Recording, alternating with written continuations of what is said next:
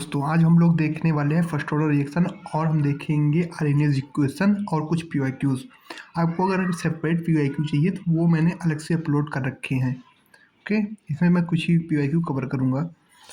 तो हम लोग देखेंगे फर्स्ट ऑर्डर रिएक्शन। तो फर्स्ट ऑर्डर रिएक्शन जो होती है इसमें जो रेट होता है, रेट जो होता है वो हमारा कॉन्सेंट्रेशन की पावर 1 पे डिपेंड करता है। ठीक है, इसके बाद हम लोग जब इसका इंटीग्रेशन करते हैं, इसको यहाँ पे ये रहता है, इसको ला करके हम इसको एक्सपोनेंशियल फॉर्म में अगर रखते हैं लॉग के उसमें डिफरेंस, इसका हम लोग इंटीग्रेशन करते हैं तो ये हो जाएगा D A by A minus का, क्योंकि ये रिएक्टेंट है, के डी टी। उसके बाद इसका हम लोग करेंगे, जब इंटीग्रेशन करेंगे तो ये बन जाएगा एल एन ए नॉट से ए टी। यहाँ पे हम लोग इसका इंटीग्रेशन करेंगे तो ये बन जाएगा एल एन ए और ए नॉट से ए टी। एल एन कैसे हुआ? एल एन होता है डी ए बाई ए, इसका जब हम लोग इंटीग्रेशन करते हैं तो हमें एल एन आ जाता है। ठीक है, के डी टी हो जाएगा यहाँ से, तो के डी टी इसका अगर हम लोग इंटीग्रेशन करें तो के टी आएगा। चलो मैं लिख दूंगा आगे। उसके बाद यहाँ पे हो जाएगा एल एन ए टी, इसका रखें तो, और minus L N A naught बराबर के टी। अब इसका हम लोग ग्राफ देख लेंगे, इसको मुझे हटाना पड़ेगा यहाँ से, तो आप समझ आ गया होगा, मैं यही छोड़ दे रहा हूँ, इतना हटा दे रहा हूँ। ठीक है, इसका हम लोग यहाँ पे ग्राफ देख लेते हैं। तो ग्राफ हो जाएगा हमारा, पहली बात तो हम पहले देख लेंगे इसका जो रेट वर्सेस कंसंट्रेशन का जो ग्राफ होता है, जो प्रोपोर्शनल होता है रेट वर्सेस कंसंट्रेशन, वो एकदम स्ट्रेट लाइन होता है, इसकी स्लोप जो होती है के होती है। और इसका ग्राफ अगर हम लोग देखते हैं तो ये हो जाएगा एल एन ए टी, और टी का ग्राफ देखें तो ये निगेटिव स्लोप के साथ माइनस के की स्लोप होगी, y बराबर एम एक्स प्लस सी से हम लोग इसको कंपेयर कर लेंगे तो, और ये हो जाएगा हमारा L N A naught. Okay, तो ये हमारा ग्राफ हो जाएगा इसका, और ये हो जाएगा इसका, इसका हो जाएगा ये रिएक्शन रेट वर्सेस कंसंट्रेशन का। ओके, अभी हम लोग देखते हैं आगे एक्सपोनेंशियल फॉर्म में हो जाएगा, मतलब इसी को हम लोग अगर इसमें लिख सकते हैं, ये चीज़ें इसको कन्वर्ट किया गया है, इसको इसमें कन्वर्ट किया गया है। आगे ये एल एन टेन वही ग्राफ है, स्ट्रेट लाइन होता है, इसकी स्लोप ये होती है। अगर हम लोग इसमें एल एन की जगह पर लॉग ले लेते हैं तो यहाँ पे अगर मैं एल एन की जगह पर लॉग ले लूँ तो इसका स्लोप के की जगह पे के बाई 2.303 हो जाएगा। उसके बाद आगे देखते हैं इस ये L N A versus T minus K, वही चीज़ लिखी हुई हैं जो मैं बताया मैं आपको।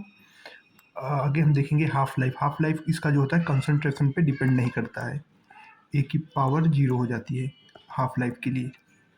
ओके, आगे देखें तो हम लोग देखें जैसे टी 75% अगर कंज्यूम होता है, 75% जब होता है तो दुगना हो जाता है, और टी 87.53 टाइम होता है टी हाफ की। 93.75 जो होता है 4 टाइम टी हाफ की होता है। 99% जो होता है 2 टाइम टी 90% के होता है, और टी 99.9% जो होता है 10 टाइम टी। ये सब चीज़ें क्यों ही बता रहा हूँ मैं, क्योंकि ये चीज़ें होती हैं जैसे कि आप शॉर्टकट हो गया समझ लो इस तरह का, इससे हम जल्दी से निकाल लेते हैं। हम डायरेक्ट मेथड से भी जा सकते हैं इसमें, बट ये कहता रहता है कि डायरेक्ट हम इससे निकाल सकते हैं। ओके, और अगर हम लोग इसका ग्राफ देखें टी हाफ वर्सेस कंसंट्रेशन का, वो डिपेंड ही नहीं करता, तो ये हमारा ऐसे आएगा ग्राफ। डिपेंड ही नहीं करता तो कंसंट्रेशन पे तो क्या ही मतलब है, स्ट्रेट लाइन रहेगा। ओके, एक ग्राफ मैं भूल गया, वो बता देता हूँ। एक्सपोनेंशियल का ग्राफ जो होता है, एक्सपोनेंशियल का ग्राफ बनेगा हमारा ए टी और टी का, वो ऐसे बनेगा एक्सपोनेंशियल ग्राफ। ठीक है, आगे कोलिजन थ्योरी। कोलिजन थ्योरी अगर हम देखें अभी, उसका फार्मूला ये होता है हमारा प्रेशर के लिए, गैसेस के लिए। ठीक है, activation energy, potential energy, profile. अगर हम लोग इसका देखें प्रोफाइल या फिर ग्राफ देखें इसके, तो ग्राफ हमारा ऐसे आता है, एनर्जी और प्रोग्रेस ऑफ रिएक्शन का। और हम लोग देखें तो जैसे एक्सो और एंडोग्राफ जो होता है, तो इसमें आएगा हमारा, ये होता है हमारा एक्सोथर्मिक का ग्राफ, और इधर बना देता हूँ, ये हो जाएगा एंडोथर्मिक का ग्राफ। इसमें रिएक्टेंट जो होता है वो नीचे होता है प्रोडक्ट से। एक सेकेंड, इसमें ये रिएक्टेंट नीचे है और प्रोडक्ट ऊपर रहता है, थोड़ा और ऊपर चला गया। ये होता है हमारा एंडो का, और ये होता है एक्सोथर्मिक का ग्राफ। इसमें ये होता है हमारा डेल्टा एच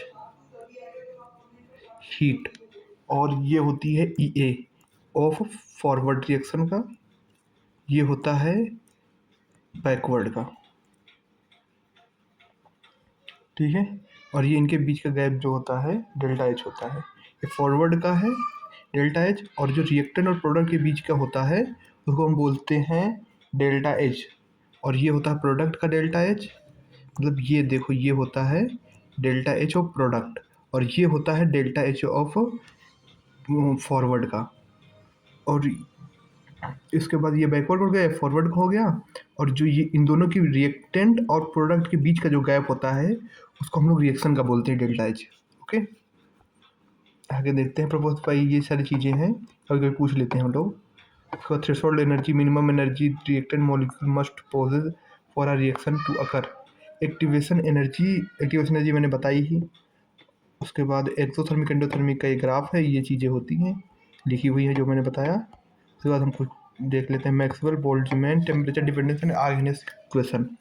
तो इसमें peak represent the most probable candidate, मतलब क्या होता है कि एवरी 10 डिग्री टेम्परेचर राइज करने पे, टेम्परेचर अगर हम 10 डिग्री बढ़ाते हैं तो फिर रिएक्शन हमारी दुगनी हो जाती है, रिएक्शन का रेट। वही चीज़ इसमें लिखी हुई है, ये देखो, इंक्रीज सिग्निफिकेंटली डबल्स। उसके बाद ये होता है आर्गेनिक इक्वेशन का इक्वेशन होती है ये।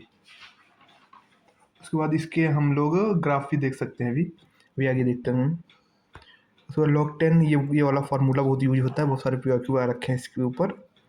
उसके बाद ग्राफ अगर हम देखें इसका, तो ग्राफ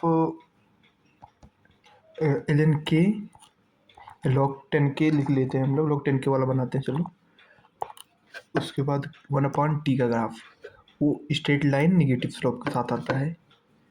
इसका स्लोप, क्योंकि ये माइनस है ना, तो -EA/2.303 अगर हम लोग ln ले लेते हैं तो इसका 2.303 नहीं होगा, उसमें सिर्फ EA/RT हो जाएगा, यहाँ पे RT होगा, ठीक है। ठीक है, दोनों ही निगेटिव स्लोप के साथ ही आएंगे। उसके बाद हम ये कुछ क्वेश्चन देखते हैं। इसमें है the rate of reaction is double when temperature increase from 27 degree Celsius to 37 degree Celsius, find EA।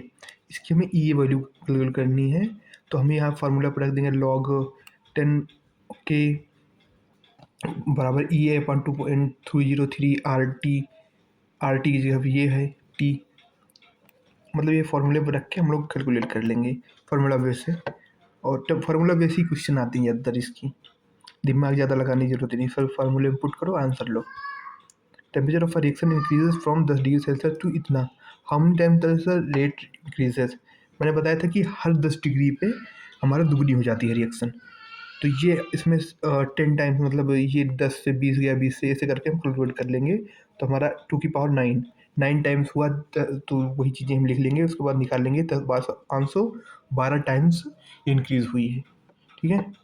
Activation energy of a reaction is 0, what is the value of k at t infinite, ठीक है। तो ये हम देखेंगे k बराबर a, activation energy of a reaction is 0, EA की वैल्यू हमारे पास 0 दी गई है।